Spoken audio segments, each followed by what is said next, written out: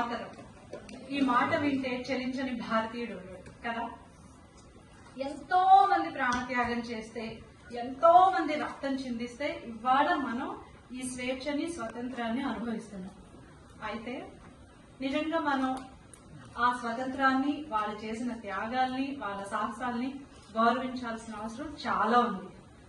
మనం ఎంత గౌరవిస్తున్నామో మన వరకు ఆగిపోకూడదు కదా. పిల్లలకు కూడా తెలియాలి కదా, మన నుంచి వచ్చిన వాళ్ళే కదా. వాళ్ళు కూడా ఎంత మంది కృషి చేస్తే ఇవాళ మనమందరం, మన పిల్లలు రేపు వాళ్ళ పిల్లలు సంతోషంగా ఉంటున్నారు కదా. సో పిల్లలందరికీ కూడా వాళ్ళ యొక్క కృషిని, వాళ్ళ యొక్క కష్టాన్ని మనం తెలియచెప్పవలసిన బాధ్యత కూడా మనపై ఉంది అన్నమాట. డాంజీ గారు చెప్పినట్టు మన పుణ్యభూమిని మనం ఎంత ప్రేమిస్తామో మన కర్మభూమిని గౌరవించడం అంతే ముఖ్యం. కర్మభూమి అంటే ఇక్కడ ఉంటున్న ఈ దేశం. కాబట్టి వసుదైక కుటుంబమే అసలైన భారతీయత. ధన్యవాదాలండి.